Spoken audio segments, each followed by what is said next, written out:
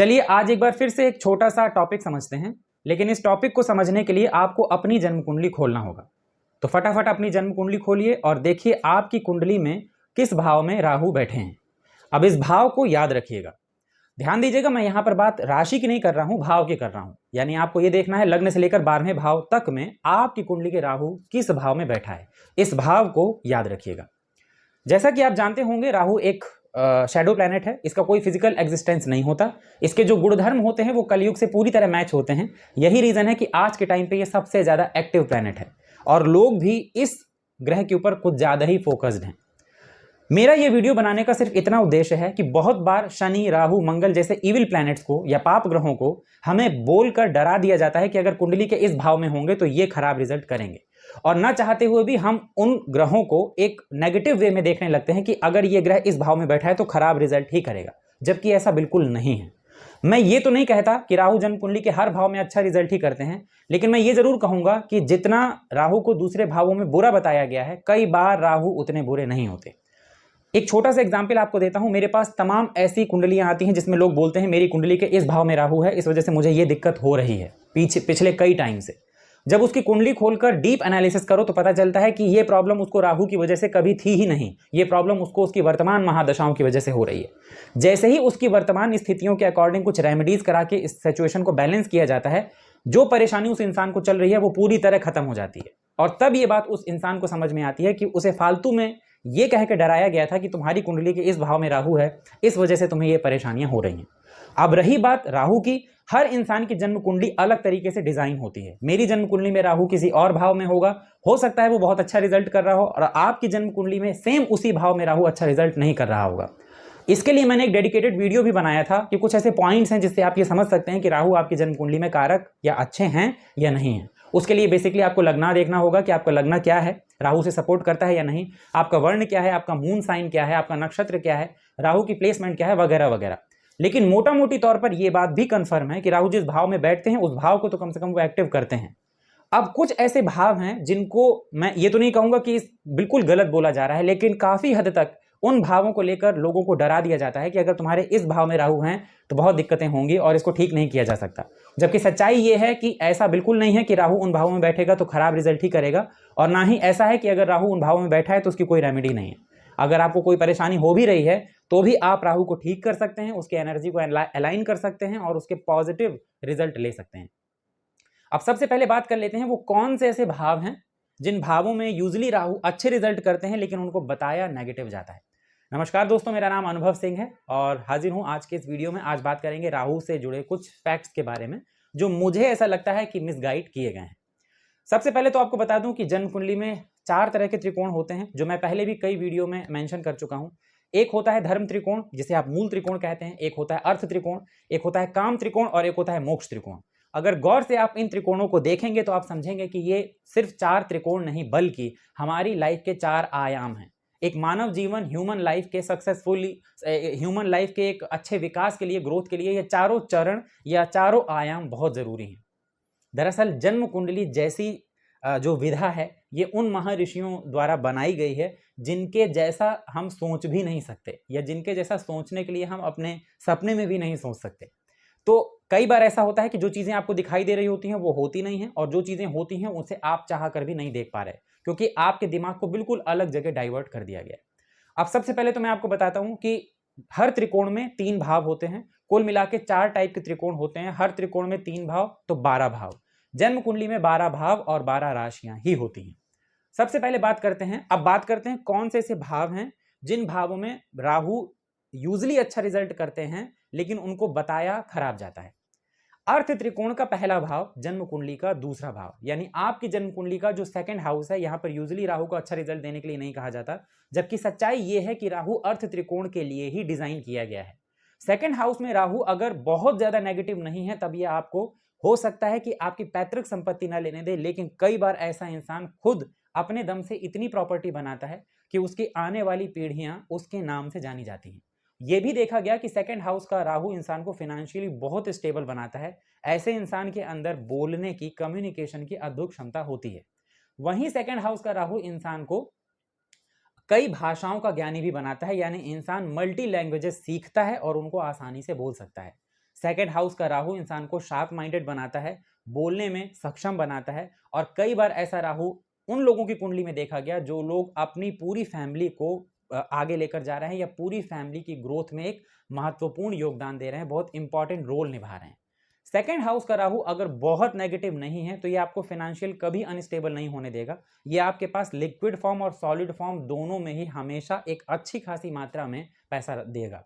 अब अगर आप राहु के एक्सपेक्ट को कंसीडर करते हैं, यानी आप ये मानते हैं कि हाँ राहु भी 5, 7 और 9 देखता है, तो थोड़ा गौर कीजिएगा कि अर्थ त्रिकोण के इस भाव से राहु अर्थ त्रिकोण के बाकी दोनों भावों को भी देख लेता है। यूजली जन्म कुंडली का छठा भाव और 10th हाउस, जिसे अर्थ त्रिकोण के दूसरा और तीसरा भाव कहा जाता है, यहां पर राहु देखकर पॉजिटिव रिजल्ट देने के ही काम करता है। यहां पर मैं राहु के नेगेटिव रिजल्ट की बिल्कुल भी बात नहीं कर रहा हूं, लेकिन यह बात मैं आपसे कहूंगा कि अगर कोई प्लेनेट इस सेकंड हाउस में, खास तौर पे राहु जैसा प्लेनेट बैठकर बहुत कमजोर हो जाए, तो ये इंसान को जीवन में बहुत सारी चीजों के लिए बहुत ज्यादा स्ट्रगल ले आता है। और कई बार ऐसे इंसान को उसकी फैमिली से ही वो रिस्पेक्ट नहीं मिलती जिस रिस्पेक्ट की वो उम्मीद करता है। और कहते हैं कि अगर कोई इंसान अपने घर से टूट जाए या अंदर से टूट जाए तो फिर वो बाहर की दुनिया से लड़ नहीं पाता। खैर, सेकंड हाउस ये पहला वो भाव है जिसके लिए आपको कई बार राहु खराब बताया जाता है, लेकिन राहु यहाँ पर बैठकर बहुत अमेजिंग रिजल्ट देते हैं। शेयर मार्केट, लॉटरी या इन्वेस्टमेंट के जरिए बहुत सारे लोग जिनके सेकंड हाउस में राहु था वो आज की डेट में मिलेनियर्स हैं और उनके पास बहुत पैसा है। ये छोटी मोटी प्रॉपर्टीज को भी दिखाता है, इसलिए देखा गया कि सेकंड हाउस का पॉजिटिव राहु इंसान को अलग अलग सिटीज में, अलग अलग जगहों पर मल्टीपल प्रॉपर्टीज देता है, रेजिडेंशियल भी और कॉमर्शियल भी। अब जन्म कुंडली का दूसरा वो कौन सा भाव है जहां के लिए राहु बेहतर रिजल्ट करता है, लेकिन कई बार हमें बताया नहीं जाता, और वो भाव है काम त्रिकोण का पहला भाव, जो कि है जन्म कुंडली का थर्ड हाउस। जन्म कुंडली का थर्ड हाउस काम त्रिकोण का पहला कोण है, यानी पहला त्रिकोण है, और थर्ड हाउस में राहु को बहुत ही अच्छा बताया गया है। मुझे ऐसा लगता है ज्यादातर क्लासिकल बुक्स में भी जब आप देखेंगे तो मुझे नहीं लगता कि किसी भी बुक में थर्ड हाउस के राहु की आपको बुराई सुनने के लिए मिलेगी। कहते हैं थर्ड हाउस का राहु इंसान को इतना पराक्रमी बना देता है कि ऐसा इंसान चाह ले तो वो पूरी दुनिया को अपने कदमों में झुका सकता है।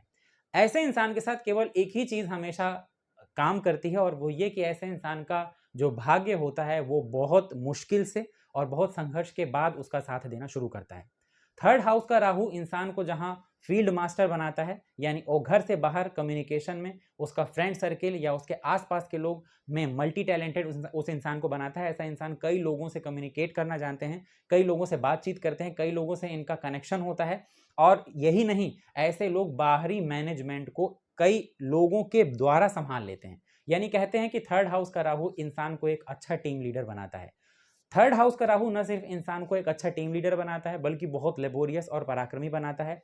ऐसे इंसान के पास अगर ट्रैवल या टूरिज्म से जुड़ा कोई काम है, रेस्टोरेंट्स, होटल्स या कम्युनिकेशन से जुड़ा किसी भी तरह का कोई काम है, तो ऐसा इंसान आपको नेक्स्ट लेवल का इंसान देखने के लिए मिलेगा। यहां से राहु का जो फिफ्थ एक्सपेक्ट होगा वो काम त्रिकोण के ही दूसरे भाव यानी 7th हाउस में होगा, और यहां से राहु का 9th एक्सपेक्ट काम त्रिकोण के 11th हाउस यानी काम त्रिकोण के तीसरे त्रिकोण पर होगा। यूजली जो 7वां भाव होता है और यूजली जो 11th हाउस होता है, ये दोनों जीवन में ऑल ओवर ग्रोथ के लिए या आपके विकास के लिए, डेवलपमेंट के लिए, कि आप अपनी लाइफ में कितनी जगह से कितने सोर्स बना रहे हैं अपनी लाइफ की ग्रोथ के लिए, ये देखा जाता है। इसलिए थर्ड हाउस में बैठकर राहु बाकी के काम त्रिकोणों को भी अनलॉक कर देता है। थर्ड हाउस छोटे भाई बहनों का दिखाया जाता है, तो अगर थर्ड हाउस में राहु हैं, मोस्ट प्रोबेबली अगर आपका राहु बहुत नेगेटिव नहीं है तो आपके छोटे भाई बहन भी बहुत शार्प माइंडेड और अपने जीवन में अपने दम पर सफल होने वाले लोगों में से होंगे। जैसा मैंने आपसे शुरुआत में कहा था, मैं यहाँ पर आज राहु के नेगेटिव रिजल्ट नहीं बता रहा, मैं खाली आपको ये कहने की कोशिश कर रहा हूँ कि अगर आपकी जन्म कुंडली के थर्ड हाउस में राहु हो और आपसे ये कहा जाए कि ये राहु बहुत खराब है और आपको अच्छे रिजल्ट नहीं देंगे, तो आप ऐसी बातों को मत सुनिए। अगर राहु ठीक हैं तो आपको बहुत परेशान होने की जरूरत नहीं है। आपको सिर्फ एक ही मूल मंत्र अपनी लाइफ में याद रखना है, जो चीज आप एक बार ठान लेंगे वो चीज ये यूनिवर्स आपके पास लेकर आएगा, और आपके अंदर वो क्षमता है कि आप 10 लोगों का काम अकेले खुद करना जानते हैं, चाहे वो फिजिकली हो चाहे वो मेंटली हो। तो आप कभी भी थर्ड हाउस के राहु को नेगेटिव वे में बिल्कुल मत लीजिए। अगला भाव जहां पर राहु बढ़िया रिजल्ट करता है लेकिन हमें बताया नहीं जाता, वो है धर्म त्रिकोण का पहला कोण, जिसको कहते हैं फिफ्थ हाउस। जी हाँ, फिफ्थ हाउस के लिए राहु के लिए आपने मोस्टली एस्ट्रोलॉजर्स और वीडियोस में सुना होगा कि यहाँ पर राहु के अच्छे रिजल्ट नहीं होते, लेकिन मैं आपको बता दूं, शेयर मार्केट में जो बहुत धुरंधर लोग हैं, फिफ्थ हाउस से राहु का उनका कनेक्शन है। जो लोग पॉलिटिक्स में बहुत ऊंचे लेवल तक लोग हैं, उनका फिफ्थ हाउस से राहु का कनेक्शन है। बड़े बड़े पॉलिटिशियंस, बड़े बड़े एडमिनिस्ट्रेटिव ऑफिसर्स, बड़े बड़े बिजनेसमैन और ऐसे लोग जिनका कारोबार, जिनका बिजनेस देश और विदेश में फैला हुआ है, फिफ्थ हाउस में राहु देखने के लिए मिलता है।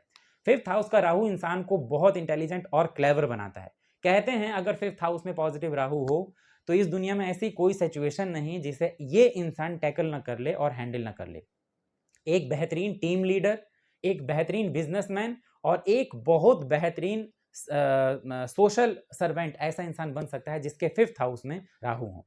अब बकायदा देखा गया है कि अगर फिफ्थ हाउस में राहु हो तो आपको तरह तरह की बातें बोलकर डराया जाता है कि आपके रिलेशनशिप कभी अच्छे नहीं होंगे और आपको रिलेशनशिप में चीटिंग देखने के लिए मिलेगा। मेरा ऐसा मानना है कि अगर कभी रिलेशनशिप में आपको चीटिंग देखने के लिए मिलता है या आपके अपनी पर्सनल लाइफ में आपको रिलेशनशिप में इश्यूज आते हैं तो इसका रीजन राहु, सिर्फ राहु नहीं है बल्कि इसके साथ दूसरे और भी प्लैनेट हैं जिनके बिगड़े होने के चांसेस होते हैं। फिलहाल फिफ्थ हाउस में जब राहु होता है तो ऐसा इंसान मल्टी टैलेंटेड होता है, इंटेलिजेंट होता है, क्लेवर होता है, क्विक डिसीजन लेने की क्षमता होती है। ऐसे इंसान के पास में मल्टीपल सोर्स ऑफ इनकम्स होते हैं और ऐसा इंसान अपने दम पे, भले ही वो किसी ऐसी फैमिली में जन्मा हो जिस फैमिली को बहुत ज़्यादा लोग ना जानते हों, लेकिन ऐसा इंसान अपने दम पर कुछ ऐसा करता है जिसकी वजह से उसकी फैमिली उसे जानती है। अब ये बात तो सच है कि अगर फिफ्थ हाउस में बैठकर राहु के नेगेटिव हुआ या बहुत ज़्यादा कमजोर हुआ तो रिजल्ट देखने में थोड़े से वीक जरूर होंगे, लेकिन फिफ्थ हाउस के राहु से इतना डरने की जरूरत नहीं है जितना आपको डराया जाता है। नेक्स्ट भाव जो है वो है अर्थ त्रिकोण का दूसरा भाव जो है सिक्स्थ हाउस। और मुझे कहने की जरूरत नहीं है कि सिक्स्थ हाउस राहु के लिए कारक भाव होता है। यहां पर बैठकर राहु इंसान को प्रबल शत्रुहंता बनाता है। सिर्फ शत्रुहंता ही नहीं, मैंने तो ये भी देखा कि ऐसे इंसान से जो दूसरे लोग जो जेलस करते हैं या ऐसे इंसान को पीछा खींचना चाहते हैं, मैंने ऐसा देखा कि भले ही ये इंसान चाहे ना चाहे इसका बुरा सोचने वाले लोगों के साथ बुरा होता है। सिक्स्थ हाउस में बैठा राहु इंसान को गवर्नमेंट जॉब भी दिलाता है, प्राइवेट जॉब भी दिलाता है, एक बेहतरीन सर्जन या डॉक्टर मेडिकल फील्ड में बहुत अच्छी सक्सेस दिलाता है। खास तौर पे अगर इस राहु से मंगल का संबंध हो तो ऐसा इंसान बहुत अच्छा फिजिशियन, बोन्स और सर्जरी का डॉक्टर्स बन सकता है। और अगर ऐसे राहु और मंगल पर गुरु की दृष्टि पड़ जाए तो न्यूरो सर्जन बनने के भी चांसेस होते हैं। सिक्स्थ हाउस में राहु इंसान को लॉ की फील्ड में भी बहुत आगे ले जाता है और ऐसे लोग जो प्राइवेट या गवर्नमेंट कॉन्ट्रैक्टर हैं या खुद से कोई कंपनी या स्टार्टअप शुरू करते हैं, सिक्स्थ हाउस का राहु ऐसे में भी इंसान को दिन दूना रात चौगुना ग्रोथ देखने के लिए देता है। ऐसे इंसान अपनी लाइफ में लोन लेकर यानी कर्ज लेकर अपनी लाइफ में बहुत सक्सेसफुल होते हैं और सबसे अच्छी बात यह है कि ऐसा लोन इंसान को कभी भी तकलीफ नहीं देता। ऐसा इंसान का जो फिजिकल स्ट्रेंथ होती है, जो इम्यूनिटी होती है वो अच्छी खासी होती है और ऐसे इंसान से अगर कभी किसी की कहा सुनी बहस या लड़ाई हो जाए, यानी ऐसे इंसान के जो भी दुश्मन होंगे लास्ट में ऐसे इंसान से ही वो हारते हैं, यानी ये प्रबल शत्रुहंता योग बनाते हैं। अगला भाव जिसके लिए राहु को अच्छा नहीं बताया जाता है लेकिन वो भाव राहु के लिए अच्छा है, वो है जन्म कुंडली का सेवेंथ हाउस, काम त्रिकोण का दूसरा भाव जो कि सेवेंथ हाउस है। यहां मैं रुक कर आपको एक बात जरूर कहना चाहूंगा कि हाँ, सेवेंथ हाउस में राहु का होना मैरिड लाइफ के लिए अच्छा नहीं होता, क्योंकि मैंने कई केसेस में ये बात देखी कि सेवेंथ हाउस में अगर राहु है तो कहीं ना कहीं मैरिड लाइफ में थोड़ी सी डिस्टर्बेंस होने के चांसेस होते हैं। ऐसी स्थिति में आपको D9 चार्ट का बहुत अच्छे से एनालिसिस करना चाहिए। लेकिन सेवेंथ हाउस में राहु के बैठने की वजह से मैरिड लाइफ में प्रॉब्लम होगी ही होगी और सिर्फ राहु की वजह से होगी, मैं इसके खिलाफ हूं।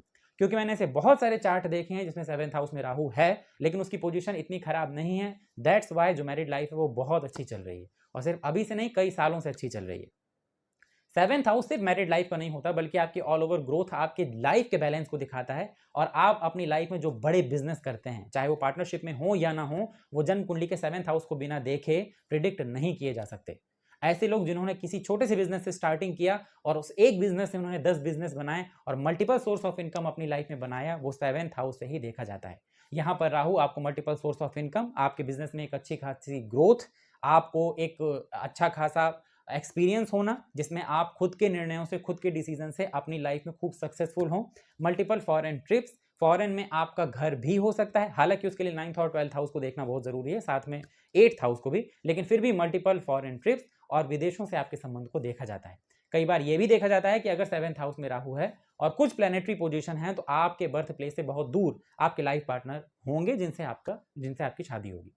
इसके बाद अगला भाव जिसके लिए आपको डराया जाता है मगर वो भाव अच्छा है, राहु वहां पर बेहतर रिजल्ट करता है, वो है अर्थ त्रिकोण का तीसरा भाव जिसे 10th हाउस यानी दशम भाव। और ये बात तो आप जानते होंगे, दशम भाव में राहु को बहुत अधिक ताकत मिल जाती है। और ये मैं नहीं बोल रहा हूँ, ये आपको ज्यादातर वीडियोस में देखने के लिए मिलेगा कि 10th हाउस में राहु है तो इंसान को सामाजिक तौर पर प्रतिष्ठा, राजनीति में सफलता, जॉब में प्रमोशन वगैरह वगैरह देखने के लिए मिलता है। जी हाँ, इसमें कोई दो राय नहीं है कि प्रॉपर इस शनि के घर में और अर्थ त्रिकोण के लास्ट यानी तीसरे भाव 10th हाउस में राहु के बेहतरीन रिजल्ट देखने के लिए मिलते हैं।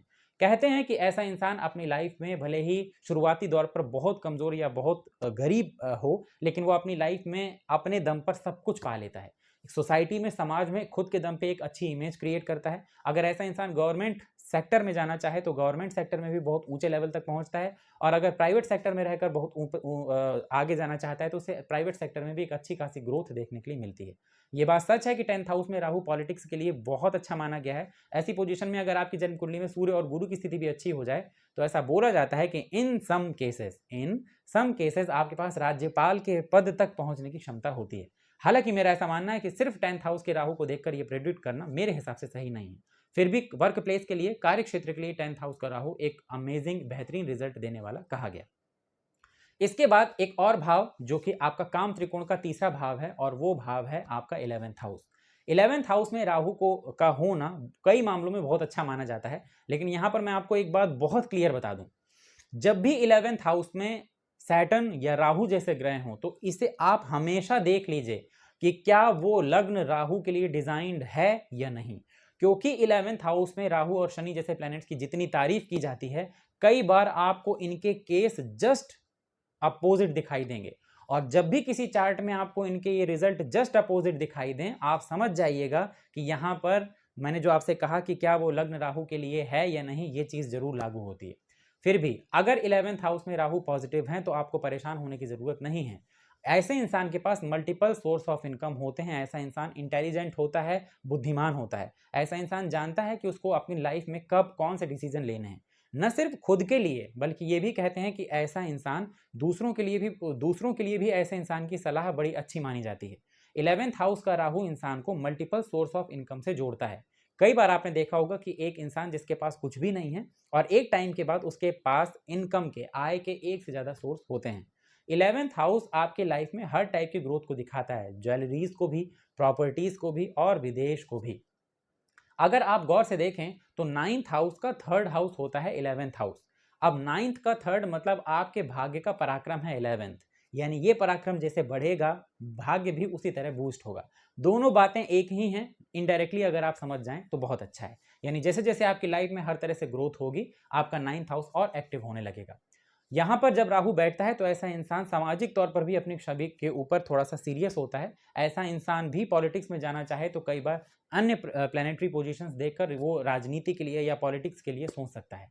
अगर 11th हाउस में राहु हो तो कई बार आपको जो शेयर मार्केट है, इन्वेस्टमेंट है, लॉटरी है, सट्टा, यानी इस तरह की किसी भी चीज में इंटरेस्ट हो सकता है। और ऑल ओवर अगर आपकी जन्म कुंडली में चंद्रमा और बुध की स्थिति अच्छी है तो कई बार ऐसे लोग शेयर मार्केट से बहुत अच्छा प्रॉफिट कमाते हुए देखे गए।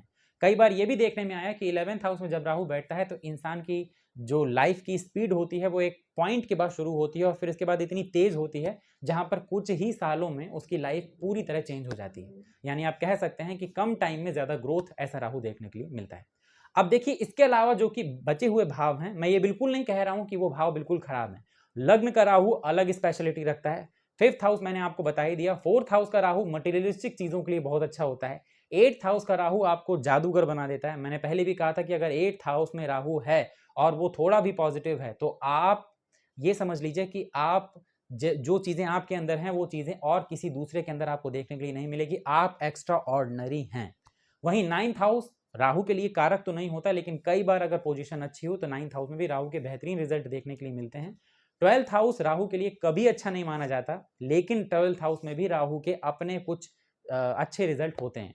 मेरा ये वीडियो बनाने का सिर्फ ये मतलब था, मैं सिर्फ आपसे ये कहना चाहता था कि सिर्फ जन्म कुंडली के 6ठे और 10वें भाव को राहु के लिए अच्छा मत मानिए। इसके अलावा भी बहुत सारे ऐसे भाव होते हैं जहां पर राहु बेहतर रिजल्ट करता है। अगर कभी आपको कोई ये बोलकर डराता है कि तुम्हारे इस कुंडली के इस भाव में राहु हैं और इसी की वजह से तुम्हें परेशानियां हो रही हैं, तो एक बार रुकिए और सोचिए कि आपको जो परेशानी हो रही है क्या वो सिर्फ राहु की वजह से है, क्या वो सच में राहु की वजह से है, या हो सकता है वर्तमान स्थितियों की वजह से आपको कुछ परेशानियां हो रही हों।